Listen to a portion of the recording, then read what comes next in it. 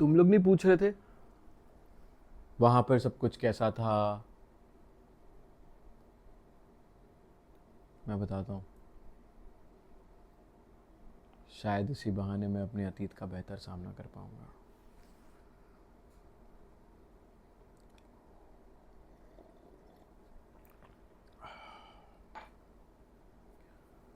कांधार मेरे जीवन का थोड़ा सा मुश्किल वक्त था। हर वक्त बम फटते रहते थे, चारों ओर गोलियां चलती रहती थी, इधर उधर चीखते चिल्लाते हुए लोग भाग रहे होते थे। उनकी भाषा भी हमें नहीं समझ में आती थी, बेमतलब। फिर एक दिन हम एक शहर तहस नस करके वहां से निकल रहे थे, गुजर रहे थे। तो रास्ते में मैंने एक 4 साल के बच्चे को देखा। ये काली काली बड़ी बड़ी आंखों वाली, इतनी प्यारी कि देखोगे तो देखते रह जाओगे। हमने जो सब बमबारी करके खंडर बना दिया था, उस पर खड़ी थी वो, अकेले असहाय। उसको तो समझ में नहीं आ रहा था ना, उसको क्या करना चाहिए। दौड़ना चाहिए, रोना चाहिए, चीखना चाहिए, चिल्लाना चाहिए। तो मैं उसके पास गया,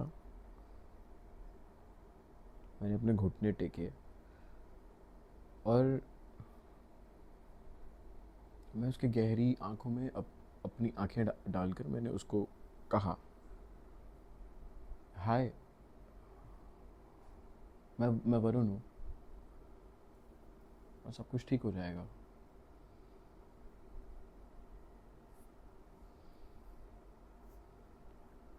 मैं जब तक जिंदा हूँ ना, मैं नहीं भूल सकता कैसे उसकी आंखों से एक आंसू टपक कर उसके गाल को भिगोता हुआ चला गया।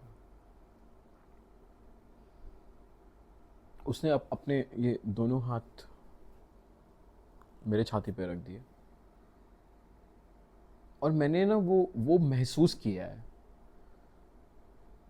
जब वो मुझे जोर से दोनों हाथों से पकड़ने की कोशिश कर रही थी ना।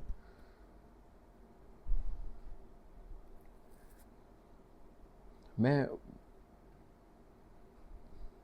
मैं उसकी मदद तो नहीं कर पा रहा था, लेकिन मैं उसके दर्द को जरूर समझ रहा था।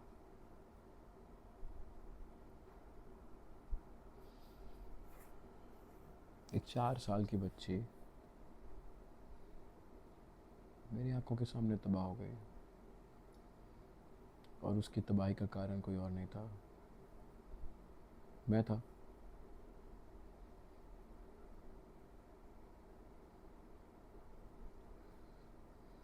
जब मैं उसको उसकी अपनी गोद में लेके मैं खड़ा था तो मैंने नीचे की तरफ देखा। नीचे मलबा था, मलबे में से एक हाथ निकल के आ रहा था।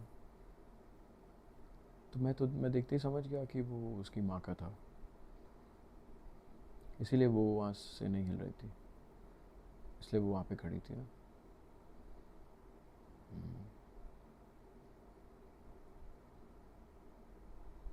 बेबरता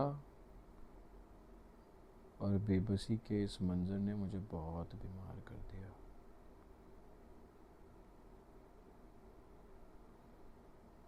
हम लोग युद्ध में क्या सोच के जाते हैं कि मानवता की भलाई के लिए लड़ेंगे, लेकिन एक 4 साल की बच्ची के नज़र से अगर देखोगे ना, तो दीन, दुनिया, देश, सब कुछ बेमतलब सा लगने लगता है। और दिमाग एक सवालों सवाल करने लगता है, सवालों के भंवर में फंस जाता है, सोचने लगता है कि सही क्या है, हाँ? गलत क्या है? क्या भगवान भी यही चाहता है, या क्या भगवान है भी?